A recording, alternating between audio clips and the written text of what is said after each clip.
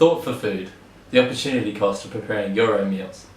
One of the greatest factors affecting our country's obesity epidemic is the time spent preparing food.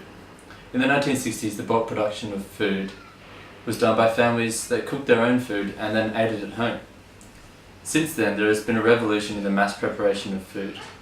Technological innovations have enabled food manufacturers to cook food centrally and to ship it to consumers for rapid consumption.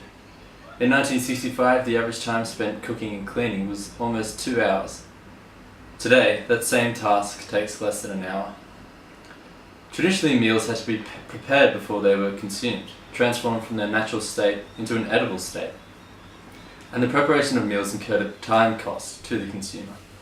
However, now as meals are prepared in large processing factories, the time cost of preparing the product is borne by those processing factories, making the product readily available for consumption at both lower monetary and time costs for the consumer. Therefore, advances in food processing practices and technical innovations have led to more unhealthy meals consumed per day. Pre-mass preparation of food, you could make and eat whatever you wanted, so long as you were prepared to spend the time to cook it. Nowadays, you can eat anything you want, whenever you want, and you barely have to lift a finger. For example, you could make a snack-sized cream-filled cake if you were willing to spend the time to do it. But now you can walk into a store and buy 6 of those cakes for less than $5. So let's say it would take you up to 2 hours to make the cake. Multiply that by your hourly wage, add on the cost of the ingredients, and then compare that. It's staggering, isn't it? Food technology has done amazing things for the development of our society. However, it has also made us very lazy.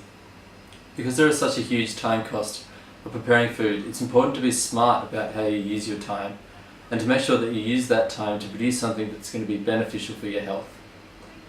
We get it, sometimes the logistics around preparing your own lunches can be daunting.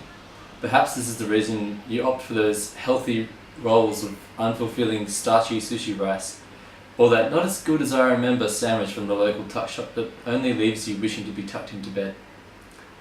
Here's what you're probably thinking. I don't want to have to carry Tupperware back and forth from the office every day. If I make a lunch to last the week, is it going to stay fresh? No matter how perfectly I layer that sandwich, it always goes soggy.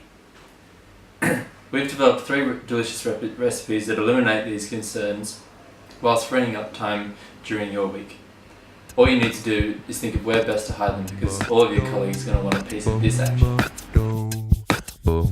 So much of the world, and I know that is true. So much of the